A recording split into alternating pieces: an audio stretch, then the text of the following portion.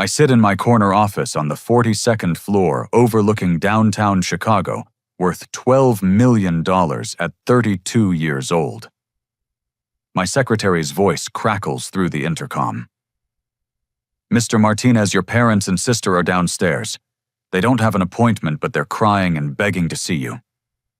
5 years of silence.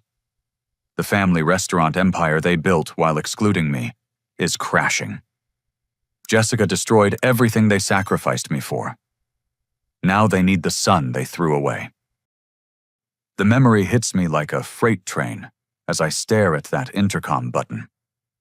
Growing up in suburban Indianapolis, our house always smelled like cumin and fresh tortillas from Mom's test recipes for the Martinez family restaurants.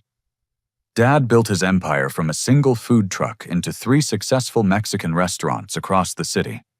But from the moment my sister Jessica could walk, everything revolved around her.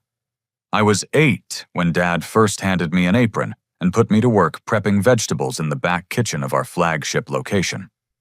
"Daryl needs to learn the business from the ground up," he'd tell customers who asked why a kid was working so hard while they watched Jessica twirl in her new dress, getting free churros and compliments about her beautiful eyes. Every Saturday morning, while Jessica attended dance lessons, I scrubbed floors and learned inventory management. Dad taught me how to calculate food costs, manage vendor relationships, and understand profit margins. By age 12, I could run the lunch rush better than most adult employees. But when family gathered for Sunday dinners, all conversation centered on Jessica's latest achievement. Our little princess made honor roll again. Mom would beam showing off Jessica's report card to Grandma Rosa and Uncle Carlos. "She's going to be something special, mark my words." Meanwhile, my own straight-A report cards went unmentioned, tucked away in Mom's purse, like receipts for groceries. Jessica basked in the attention, like a flower in sunlight. She learned early that batting her eyelashes and speaking sweetly got her everything she wanted. New clothes for school events while I wore hand-me-downs from our cousin. Private tutoring for subjects she struggled with while I taught myself advanced math from library books. Summer camps with her friends while I spent vacation weeks managing restaurant supplies. The favoritism wasn't subtle. When Jessica turned 13, Mom and Dad threw her a quinceañera party that cost more than Dad's monthly rent when he first started the business. 200 guests, a mariachi band, and a custom dress imported from Mexico City. For my 13th birthday, I got dinner at our own restaurant and a lecture about responsibility. Jessica has natural leadership potential. Dad would explain to business partners who visited our home. "She's got the Martinez charm that'll take our restaurants to the next level." I'd stand nearby invisible, knowing I'd memorized every supplier contract and could recite profit margins for each location, but none of that mattered compared to Jessica's smile. High school intensified the pattern. Jessica joined student government homecoming court and college prep courses that cost hundreds of dollars monthly. She brought home boyfriends who ate our food and complimented Mom's cooking while treating me like hired help. Which I essentially was working 20 hours weekly at the restaurants for minimum wage, while Jessica received allowance for maintaining her grades.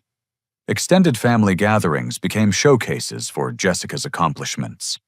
Aunts and uncles gathered around her like she was royalty, listening to stories about her debate team victories and scholarship opportunities.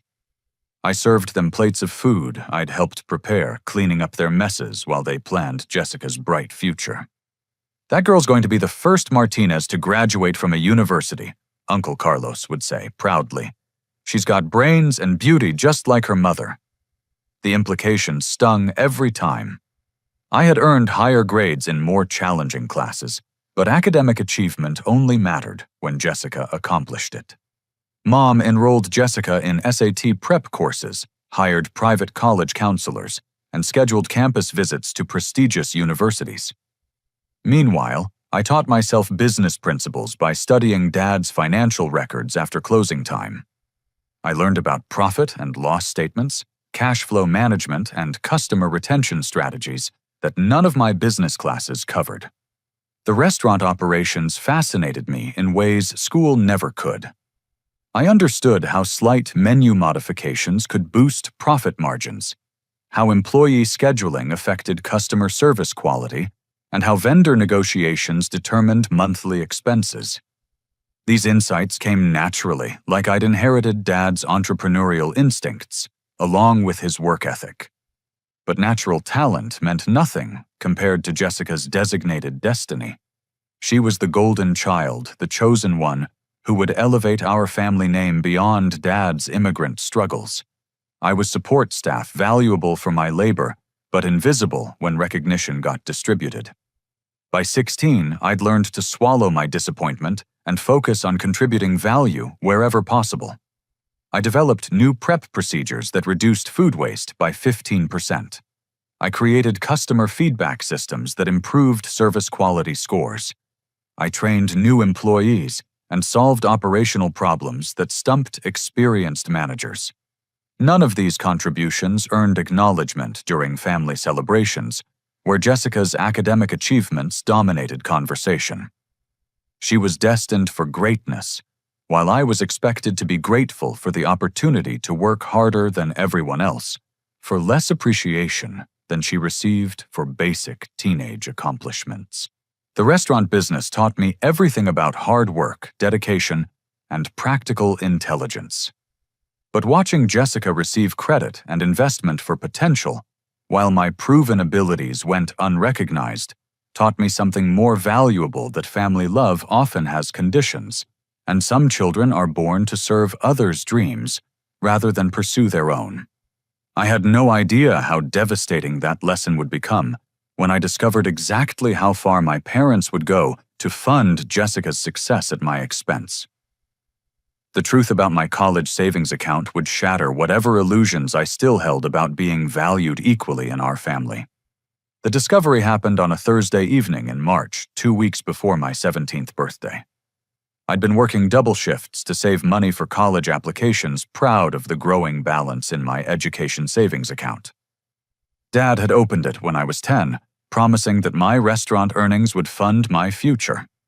I needed bank statements to document my income for scholarship applications. Mom reluctantly handed me the folder from her desk, avoiding eye contact. The numbers didn't make sense at first. Deposits from my paychecks showed up regularly, but massive withdrawals had drained nearly $4,000 over 8 months. "What are these charges for?" I asked, pointing to withdrawal slips marked educational expenses and student services. Mom's face went pale. She called Dad from the kitchen, and they exchanged those married couple looks that communicate entire conversations. Finally, Dad sat down across from me at our dining room table, his weathered hands folded like he was praying. "Son, we used some of your money for Jessica's SAT preparation," he admitted. "The private tutoring, the test prep courses, the college application consultants. She needs every advantage to get into a good school." The betrayal hit harder than physical pain. "That's my money. I earned it working your restaurants." "You're part of this family," Mom interrupted, her teacher voice emerging. "Sometimes family members sacrifice for each other. Jessica has more academic potential than anyone we've ever known. Investing in her education benefits all of us long term." I stared at the bank statements calculating hours of dishwashing, food prep, and inventory management that had been converted into Jessica's advantages. While I'd been proud of earning my own college fund, my parents had been systematically redistributing my labor to enhance their favorite child's opportunities. "What about my college plans?" I asked. Dad shifted uncomfortably. "You're smart and hardworking. You'll find a way to pay for school. Jessica needs more help because her path is more challenging." The logic was breathtaking in its selfishness. Because I was capable of succeeding independently, I deserved less investment. Because Jessica required expensive assistance, she merited unlimited family resources. My competence had become a justification for neglect. That night, I recalculated my financial situation. Without my savings, college would require student loans I couldn't qualify for without parental cosigners. Community college became my only affordable option, assuming I could work full-time while studying. Jessica's path to university success was paved with my stolen earnings. The revelation poisoned every interaction with my family. When Jessica complained about her challenging coursework, I remembered my money paying for her private tutors. When Mom praised Jessica's improving test scores, I knew those improvements had been purchased with my restaurant labor. When Dad boasted to customers about Jessica's college prospects, I understood exactly whose sacrifice had made them possible. High school graduation approached with bitter irony. I'd earned valedictorian honors while working 25 hours weekly at the restaurants. Jessica finished in the top 20% of her class, thanks to expensive support services funded by my account. College acceptance letters arrived for both of us, but only one family member had the financial backing to attend. Jessica received full celebration for her admission to Butler University with partial academic scholarships. Mom organized a party with relatives bringing gifts and congratulations. Dad spoke proudly about Jessica becoming the first Martinez College graduate, destined to transform our family's legacy. My acceptance to Indiana University's business school went unmentioned beyond polite acknowledgement. No party, no gifts, no speeches about my academic achievements or potential contributions to family success. I was expected to feel satisfied with the opportunity to pay my own way through community college while continuing restaurant work. The summer before our supposed college departure, Jessica spent time shopping for dorm room decorations and attending freshman orientation events. I worked 50-hour weeks trying to rebuild my depleted savings while watching my sister prepare for advantages purchased with my labor. You should be proud of supporting Jessica's education. Mom told me one evening after Jessica complained about her course selection process. Family means helping each other succeed. The hypocrisy was staggering. Jessica had never worked a day in the restaurants, never contributed financially to anyone's education, never sacrificed personal desires for family benefit. Yet somehow I was obligated to fund her success, while she remained free to pursue her own interests exclusively. Dad tried to soften the situation by promising future opportunities. Once Jessica graduates and takes over business operations, there'll be management positions available for you. College can wait a few years until we're more financially stable. His words revealed the true family hierarchy.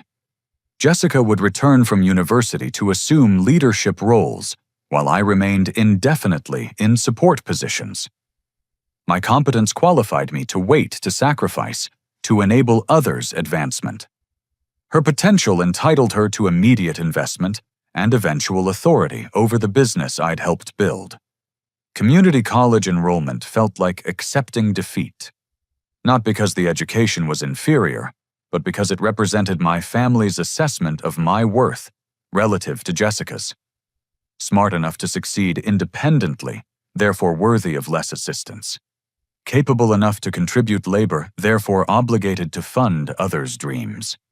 I spent freshman year community college working days at the restaurants and attending evening classes. Jessica posted photos from Butler parties and campus events, enjoying the college experience my earnings had partially funded. She never acknowledged my contribution to her opportunities or expressed gratitude for my unwilling sacrifice. The resentment grew stronger each semester as I watched Jessica struggle with coursework that had cost thousands of dollars in preparation, while I excelled academically without any support. She changed majors twice, complained constantly about professors and assignments, and barely maintained the grades necessary to keep her partial scholarships. Meanwhile, I discovered genuine passion for business courses and practical applications of classroom theories to restaurant operations. I could see improvements for Dad's businesses that Jessica would never understand, despite her expensive education. My insights came from experience and natural aptitude rather than purchased advantages. But none of that mattered to parents who had already decided which child deserved investment and which child existed to provide it. I was learning that family love often depends on utility rather than affection, and that some people are born to be stepping stones for others' success rather than recipients of equal support and opportunity. The next betrayal would make the stolen college fund seem minor compared to what my parents were willing to sacrifice for Jessica's benefit. I had no idea how much more I could lose until they decided my very presence in their home was less important than their golden child's comfort and convenience. By age 19, I'd completed 2 years at community college while managing increasingly complex restaurant operations. My innovations had boosted revenue across all 3 locations by 47%. I'd developed a catering division that generated 6-figure additional income annually. My marketing strategies doubled weekend business and attracted corporate clients who paid premium rates for large events. None of these accomplishments earned recognition because Jessica was struggling through her 2nd year at Butler, having changed majors from business to communications to psychology. Mom and Dad spent thousands on tutors, study groups, and motivational counseling to keep Jessica's grades above academic probation levels. I saved every dollar possible while living at home, planning to transfer to Indiana University's business school as a junior. My community college grades were flawless, my work experience was extensive, and my business innovations had proven value. The transfer acceptance letter arrived on a Tuesday morning in March, along with partial scholarship offers based on my academic performance. For 3 days, I carried that acceptance letter like a talisman, imagining the moment I'd share the news with my family. Maybe this achievement would finally earn their attention and respect. Maybe they'd see my potential was worth investing in after watching Jessica struggle despite massive financial support. The family meeting happened on Friday evening after dinner. Dad called everyone to the living room with unusual formality. Jessica sat curled on the sofa looking uncomfortable, while Mom arranged papers on the coffee table like legal documents. "We need to discuss some changes around here." Dad began, his voice carrying that serious tone he used for business decisions. "Jessica has decided to leave Butler and come home to learn restaurant operations firsthand." My stomach dropped before he finished the sentence. "She's going to take over the business leadership development that we've been preparing for," Mom continued. "This house needs to accommodate Jessica's new role, so we're converting Daryl's bedroom into her home office space." The words hit like physical blows.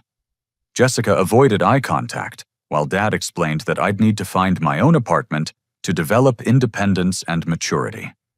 I'd continue working at the restaurants for hourly wages, while Jessica learned management skills through executive training they couldn't afford to provide us both. "Where am I supposed to live?" I asked, my voice cracking like a teenager's despite being 19. "There are affordable apartments near campus," Mom replied dismissively. "You'll figure it out. You're smart and capable." I pulled out my IU acceptance letter with hands that trembled slightly. "I got accepted to business school. I can transfer in the fall with partial scholarships." Dad glanced at the letter without interest. "That's nice, son, but Jessica needs to focus on practical training now. We can't have distractions or competition for her attention while she's learning to run the family business." The magnitude of their betrayal crystallized slowly. Jessica had failed at college, despite every advantage money could buy.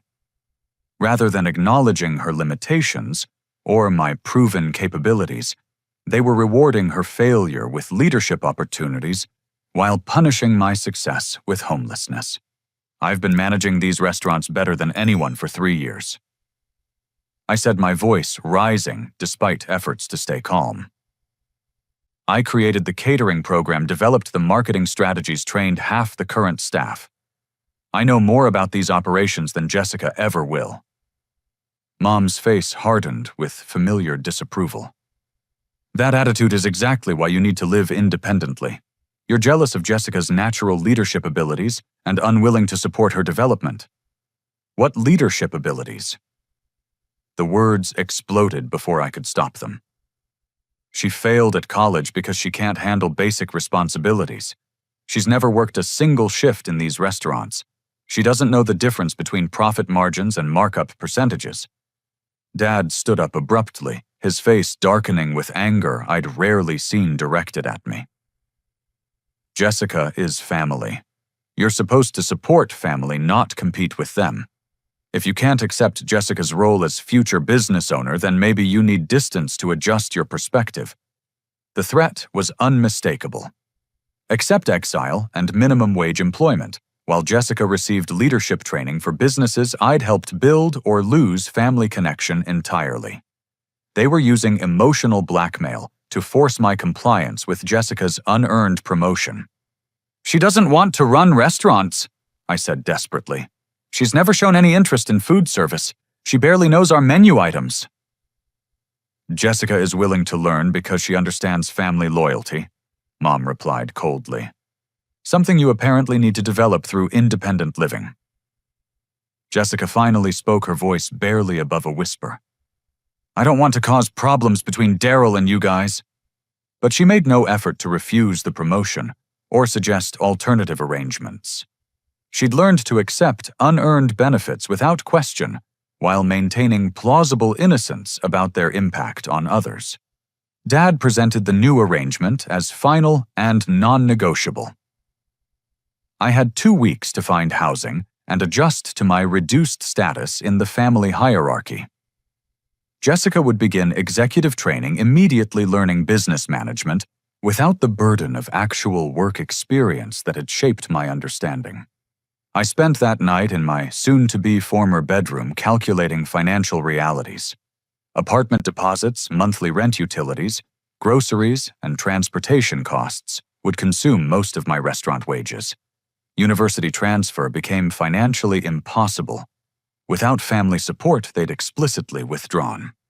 The next morning, I tried one final appeal to reason.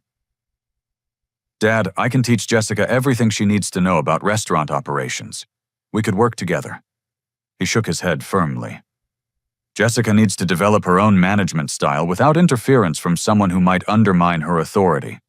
You're too close to the current systems to help her innovate." The irony was devastating.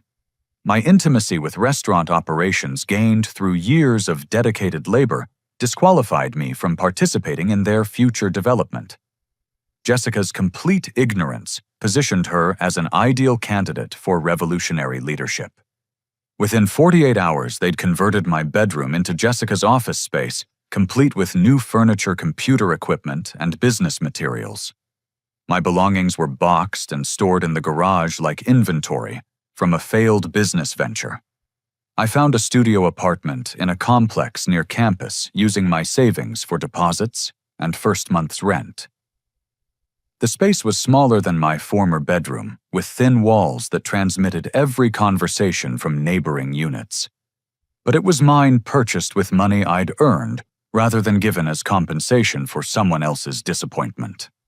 Moving day crystallized my family's priorities with brutal clarity. No one helped transport my belongings or expressed sadness about my departure. Mom reminded me about rent responsibilities and suggested I might appreciate having space to mature. Dad handed me revised work schedules that reduced my hours to accommodate Jessica's training needs. Jessica watched from her new office window as I loaded my car with everything I owned. For a moment, our eyes met through the glass. I saw something that might have been guilt or regret, but she made no gesture of acknowledgement or support. That night, in my empty apartment, eating fast food, because I couldn't afford groceries yet, I understood my family's true assessment of my value. I was useful for labor and sacrifice, but expendable when my presence conflicted with Jessica's comfort. They'd chosen their golden child's convenience over their son's home education and future, without apparent hesitation or regret. I was learning that unconditional love has conditions after all, and mine had been exceeded by wanting recognition for my contributions and opportunities for my own advancement. In my family's hierarchy, Some children exist to serve, while others exist to be served, and questioning that arrangement earns exile rather than dialogue. But exile also meant freedom from their expectations and limitations. For the first time in my life, my success would benefit me directly rather than being redistributed to fund someone else's advantages. I had no idea yet how powerful that freedom would become or how dramatically my family's circumstances would change while I built something they couldn't control or steal. The studio apartment became my launching pad into independence, though the first months challenged every assumption I'd held about family and loyalty. I worked 3 jobs while finishing community college morning shifts at a campus coffee shop, afternoon restaurant work for Dad's reduced pay scale, and weekend catering gigs that paid better than anything my family offered. The business school transfer to Indiana University required more money than I could accumulate, so I researched alternatives and found a path through scholarships and student loans that didn't require parental co-signers. By fall, I'd enrolled in business courses while working 40 hours weekly to pay rent and expenses my family had covered for 19 years. University life differed completely from my community college experience. Students discussed internship opportunities, study abroad programs, and career networking events that seemed designed for people whose families supported their education. I attended classes between work shifts, studying in the apartment, while neighbors partied and complained about their parents not sending enough spending money. But the academic material fascinated me in ways high school never had. Marketing principles explained why my restaurant innovations had succeeded. Finance courses provided frameworks for investment strategies I'd developed instinctively. Management classes taught theories that validated practices I'd learned through trial and error. Professor Williams noticed my engagement during his entrepreneurship seminar and invited me to office hours for career discussions. When I explained my restaurant industry background, he suggested real estate investment as a natural extension of my food service knowledge.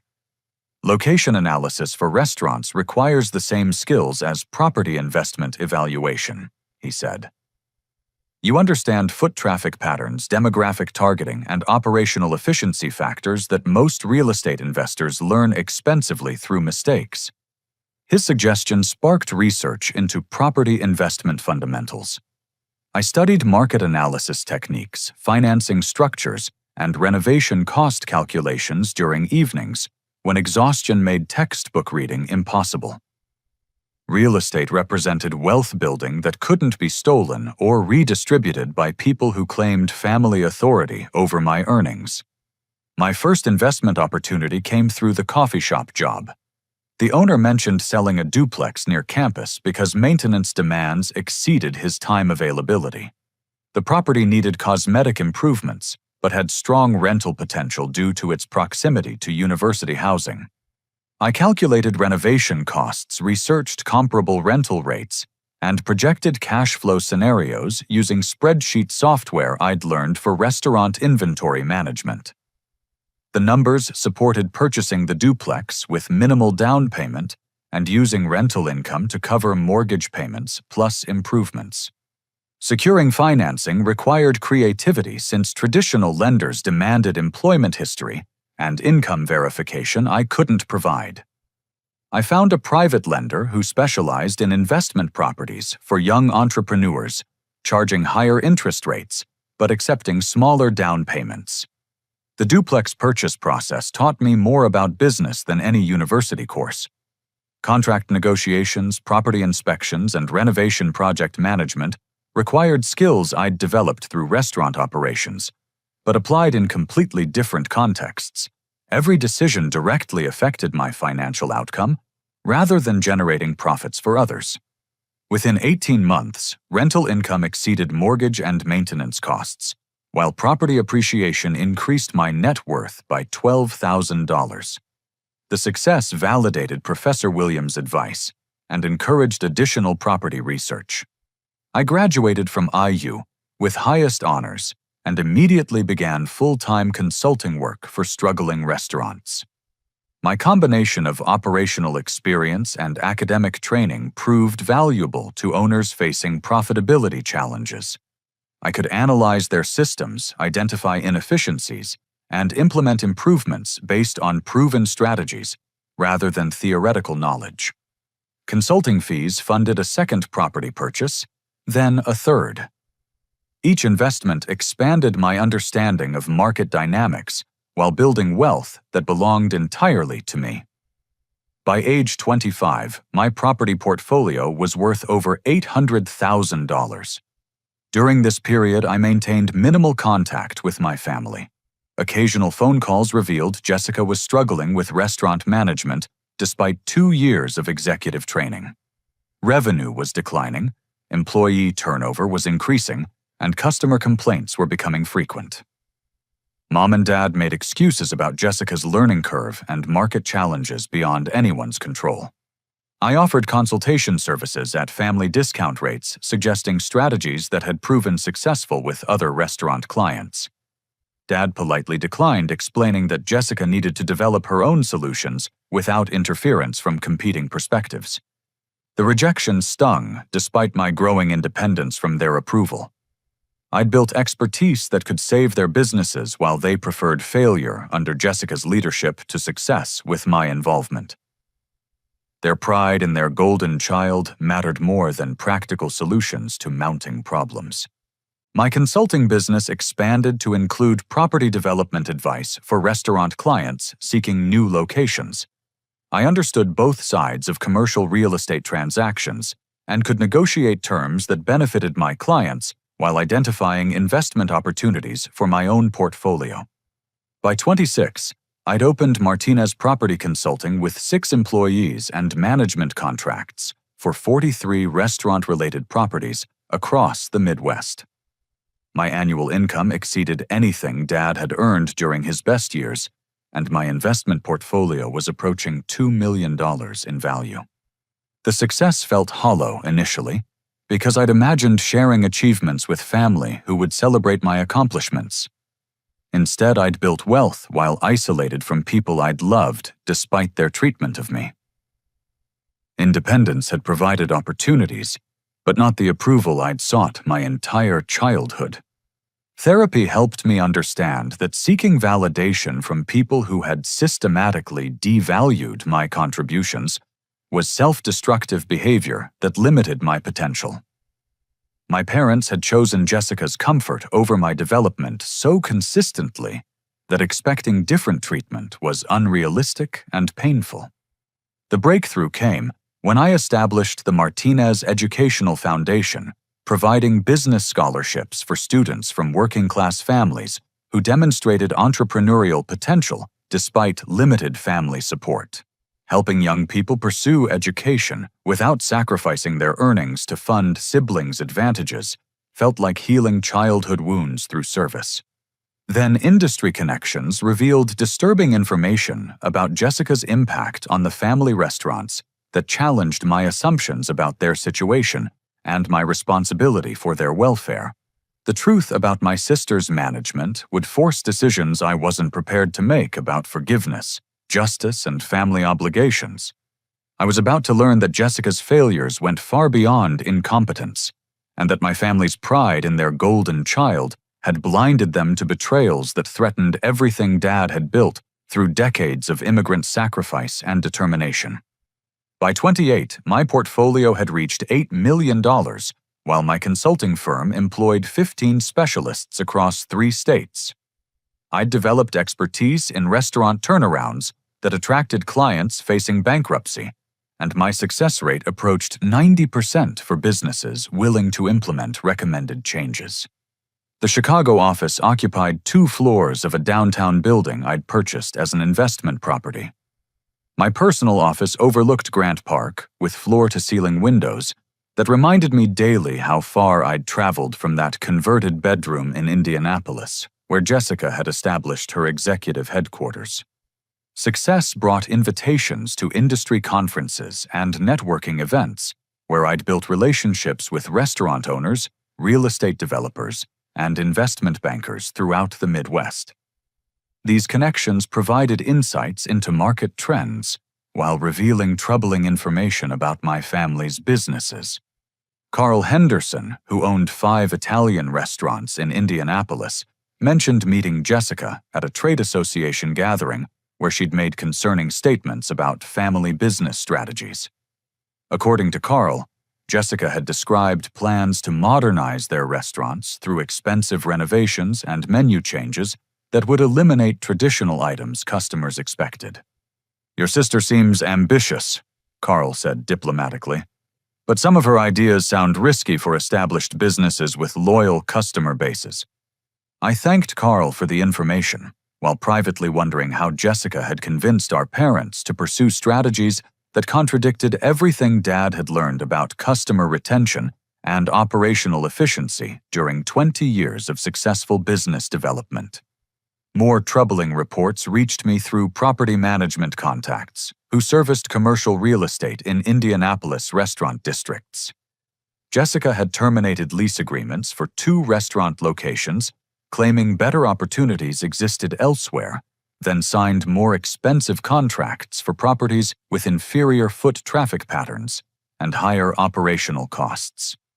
The moves made no financial sense unless Jessica was prioritizing appearance over profitability. The new locations were in trendy districts that attracted younger demographics, but lacked the established customer loyalty and predictable revenue streams that had sustained Dad's businesses through economic downturns. Michael Torres, a commercial property broker I'd worked with on several transactions, provided more specific details during a consulting meeting in Indianapolis. Jessica had hired expensive interior designers to completely renovate all 3 restaurants, simultaneously requiring significant debt financing, since the projects exceeded available cash reserves. "The designs look modern and upscale," Michael explained, "but the construction costs are running 50% over initial estimates. Your father seems concerned about the debt load, but Jessica insists the investments will attract new customer segments worth the financial risk."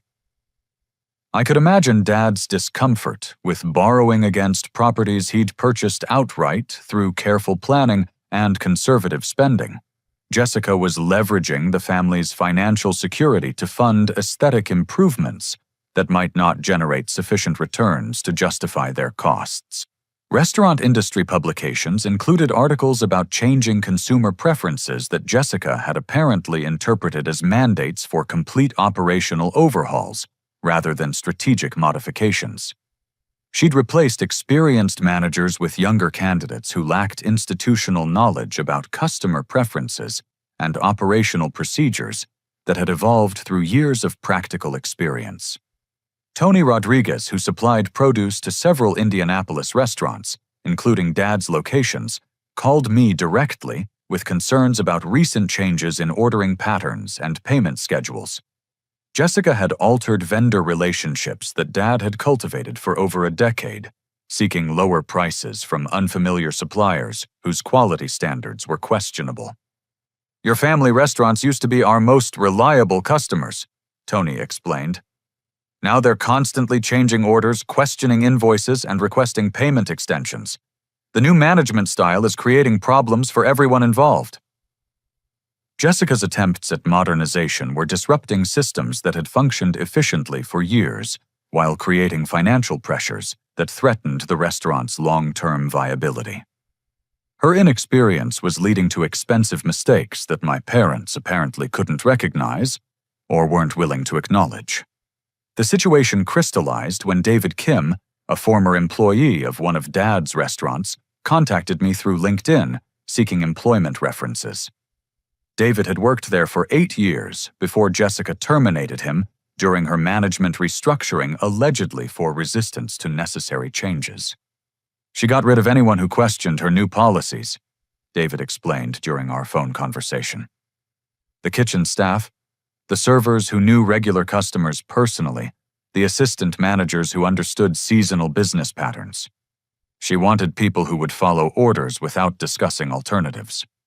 David's description revealed that Jessica was eliminating institutional knowledge, along with personnel weakening operational foundations that Dad had built through years of careful hiring and training.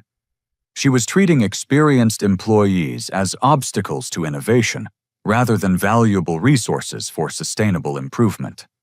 My consulting experience with failing restaurants had taught me that successful turnarounds required balancing necessary changes with preservation of core strengths. Jessica appeared to be pursuing change for its own sake, while discarding advantages that distinguished established businesses from newer competitors. The financial implications became clearer when James Wright, a restaurant equipment supplier, mentioned that Jessica had purchased new kitchen installations for all 3 locations, despite the existing equipment being functional and recently maintained. The purchases required additional financing that further increased the restaurant's debt obligations without corresponding revenue improvements. The new equipment looks impressive, James said, but the old systems were adequate for current volume levels. Seems like expensive upgrades that won't pay for themselves unless customer traffic increases dramatically.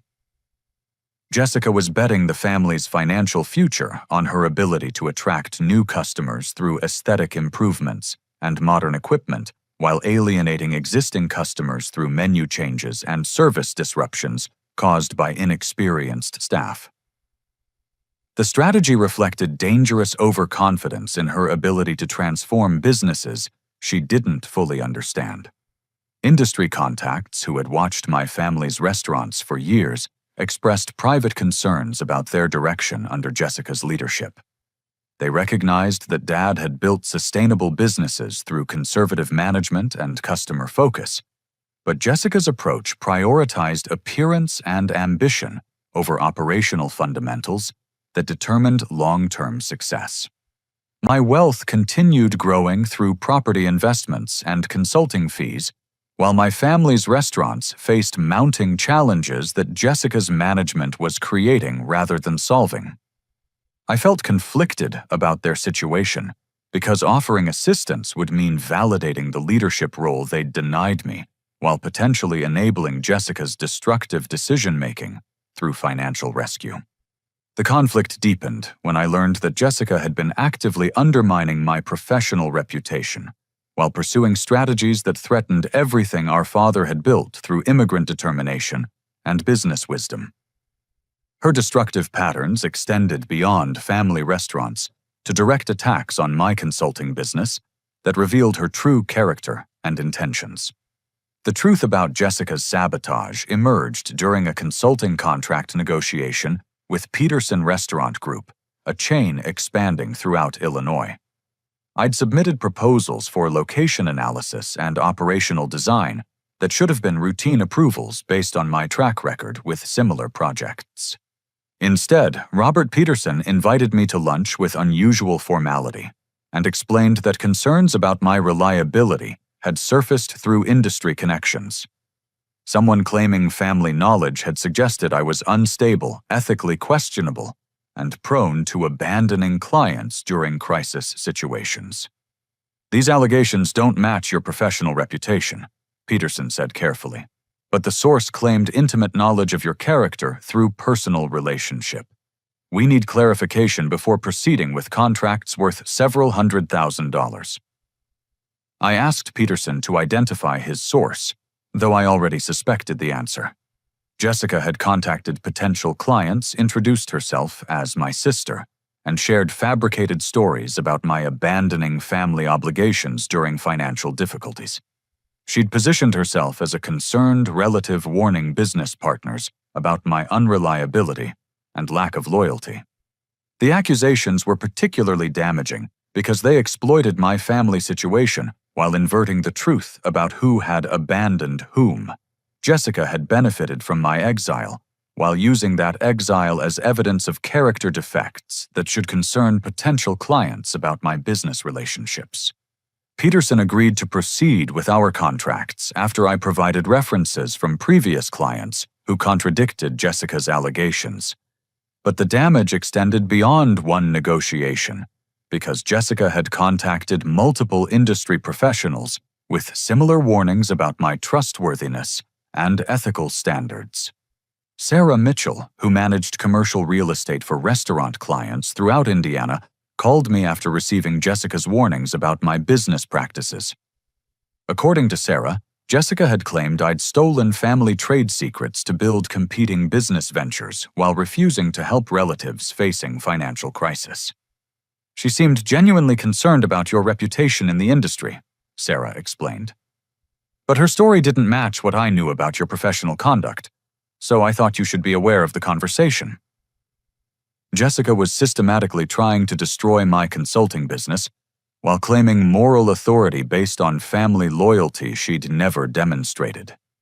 She'd inherited unearned leadership of restaurants she was destroying while attacking the brother who'd built expertise through years of dedication they'd never acknowledged.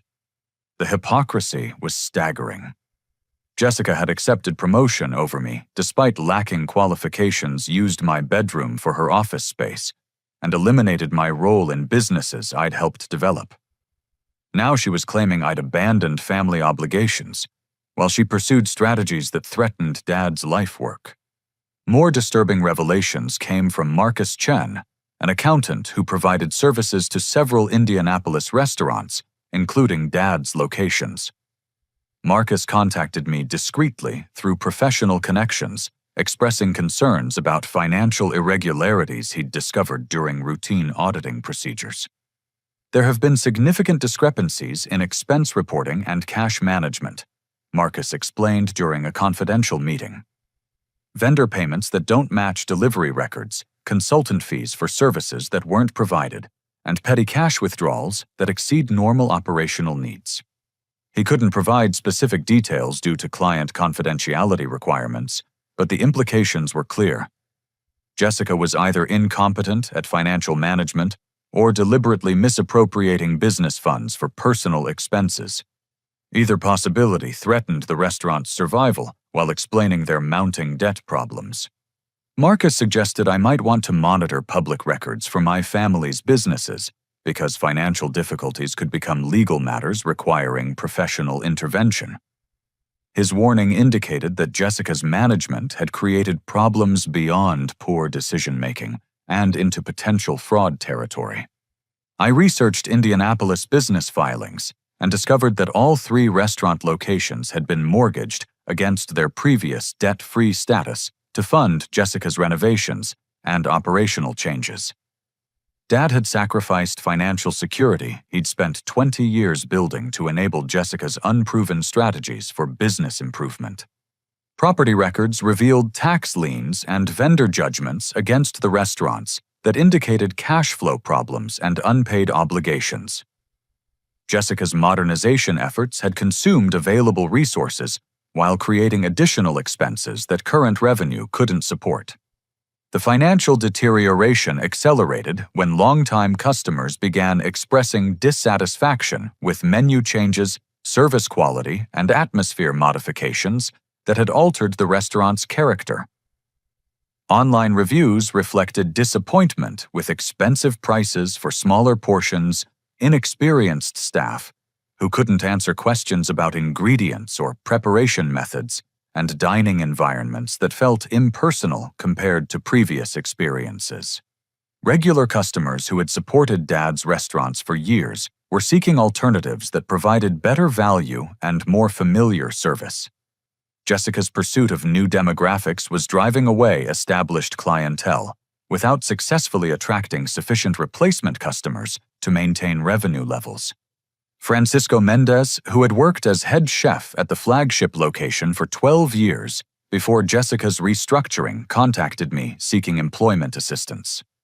He described working conditions that had become chaotic and demoralizing under Jessica's management style.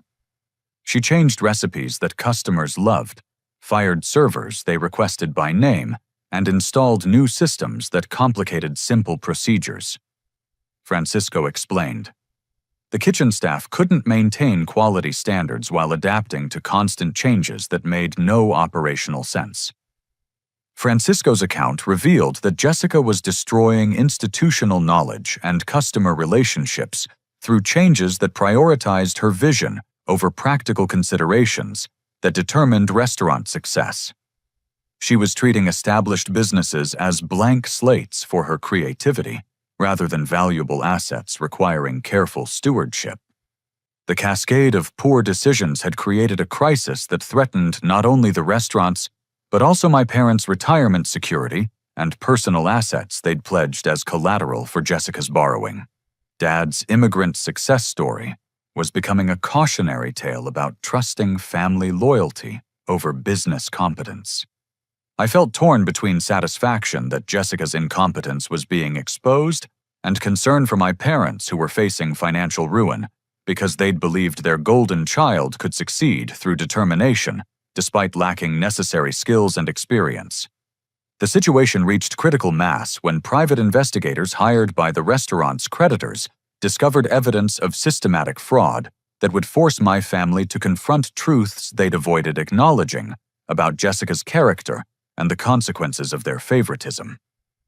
The golden child they'd sacrificed everything to support had betrayed their trust in ways that threatened criminal prosecution and complete financial destruction. The phone call from Mom came on a Tuesday morning in October while I was reviewing quarterly investment reports. Her voice carried desperation I'd never heard before, cracking with tears that seemed to pour through the speaker. "Daryl, we need your help. Please. Jessica is in terrible trouble, and we're going to lose everything." For 30 seconds, I said nothing. 5 years of silence had been broken by crisis they couldn't solve without me. The son they'd exiled had become their last hope for salvation from the golden child they'd chosen over family unity. "What kind of trouble?"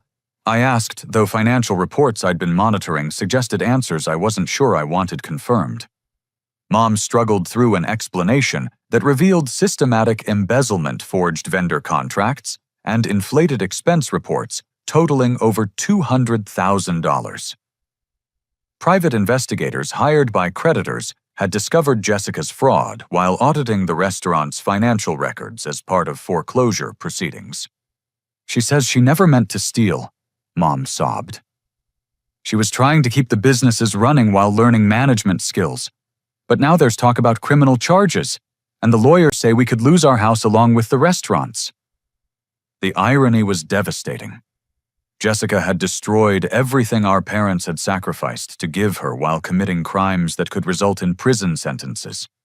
Their investment in her potential had yielded bankruptcy fraud and family disgrace. Dad took the phone with voice that sounded decades older than his 62 years. "Son, I know we haven't treated you fairly. We made terrible mistakes choosing Jessica over you for business leadership. She fooled us completely about her abilities and her character." His admission carried weight I'd never expected to hear. The man who dismissed my contributions while celebrating Jessica's mediocrity was acknowledging that favoritism had blinded him to reality about both his children's capabilities and moral standards. "The investigators want to meet with you," Dad continued. "They know about your consulting business and want to understand what you observed about Jessica's management before everything collapsed." I agreed to meet my family the next day, though I wasn't sure what assistance I could provide beyond professional testimony about Jessica's incompetence and the warning signs they'd ignored while enabling her destructive decision-making. They looked broken when I arrived at the lawyer's office downtown. Dad had aged visibly, his proud posture replaced by defeated slouching. Mom's eyes were red from crying, and she clutched tissue boxes like lifelines. Jessica sat separately from our parents, her previous confidence replaced by shame and fear. The legal situation was worse than Mom's initial explanation suggested. Jessica faced potential felony charges for fraud, forgery, and embezzlement that could result in significant prison time. The restaurants owed creditors over $400,000 beyond their asset values, meaning foreclosure wouldn't satisfy existing debts. Your parents' personal assets are at risk because they co-signed loans and pledged property as collateral for business financing. Attorney Sarah Walsh explained. The family home retirement accounts and insurance policies could be seized to satisfy creditor claims.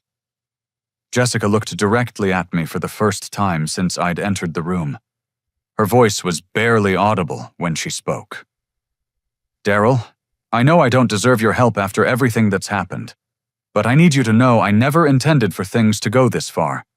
She explained that the embezzlement had started as temporary borrowing to cover cash flow problems caused by renovation costs and declining revenue. When the restaurants couldn't generate sufficient income to repay those borrowings, she'd created false documentation to hide the missing money, while hoping business improvements would eventually restore financial stability. "I kept thinking I could fix everything before anyone discovered the missing money," Jessica said through tears. "But the problems kept getting worse, and I kept making more mistakes trying to cover them up." Her confession revealed the progression from incompetence to fraud that had destroyed our family's financial security. Pride and desperation had led Jessica to compound initial failures through criminal behavior that had made recovery impossible. The lawyers outlined options for resolution that required immediate action to prevent complete financial catastrophe. The restaurants needed new management and significant capital injection to satisfy creditors while avoiding foreclosure. Jessica would need to make restitution and accept reduced charges through plea negotiation. Mr. Martinez, Attorney Walsh, addressed me directly. "Your parents have suggested you might be willing to purchase the restaurants through your investment company assuming operational control while providing them employment opportunities."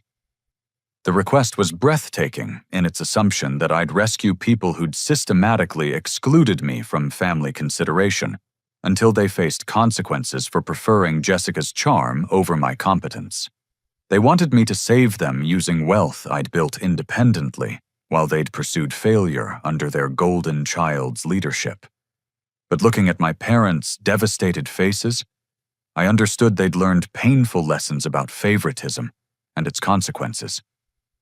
Dad's immigrant dreams lay in ruins because he'd trusted loyalty over ability.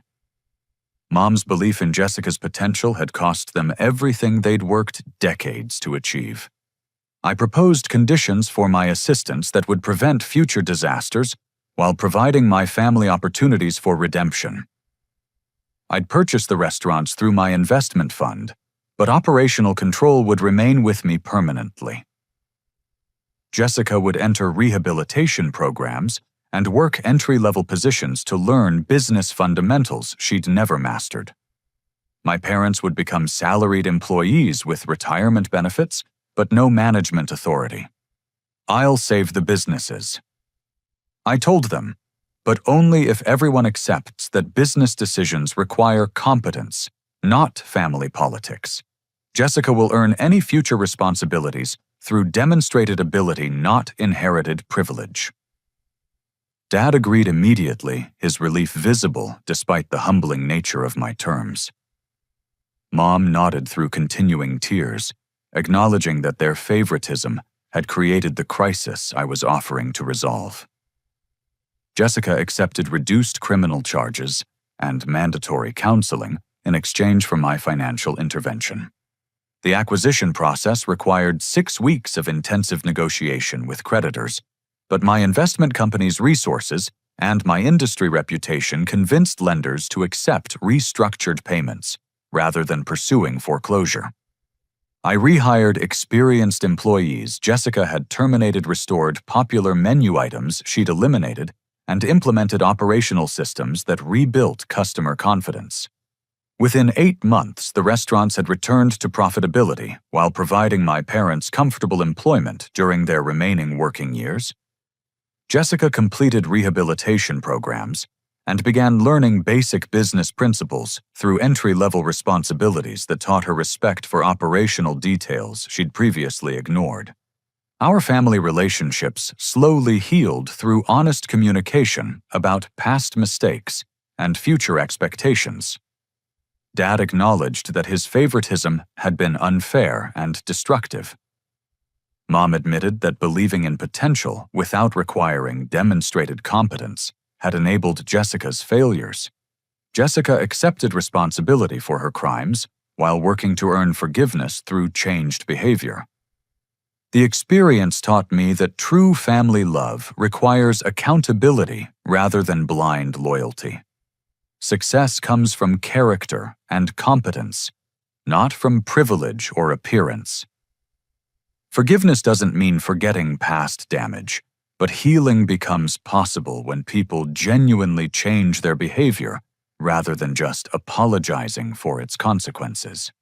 I learned that building my own worth independent of family validation had given me the power to help them on my terms, rather than accepting their assessment of my value. The businesses thrived under competent leadership relationships, improved through mutual respect, and everyone discovered the difference between supporting someone's growth and enabling their destructive choices. Sometimes the greatest gift you can give people you love is refusing to rescue them from consequences they need to experience in order to change. My parents had to lose everything to understand that favoritism destroys families, while merit builds sustainable success. Jessica had to face criminal charges to recognize that charm and entitlement cannot substitute for integrity and capability. The family legacy Dad built through immigrant determination and sacrifice was preserved, but under leadership that valued competence over sentiment and accountability over loyalty. We all learned that love means expecting the best from people, rather than excusing their worst behaviors, and that true success requires earning respect rather than demanding it through family position. Have you ever experienced favoritism in your family that affected major life decisions? How did you handle being overlooked or undervalued compared to a sibling who received more support and opportunities? I'd love to hear your thoughts in the comments below about overcoming family challenges and building success independently. If this story resonated with your own experiences with family dynamics and personal growth, please give it a like and subscribe to hear more stories about overcoming adversity through determination and self-reliance. Share this with anyone who might benefit from understanding how family relationships can heal through honest communication and mutual accountability. Thank you for listening to my story about learning that sometimes you have to lose everything to discover what truly matters in family relationships and personal success. I wish you strength in your own journey toward building meaningful connections based on respect and genuine support, rather than obligation and resentment.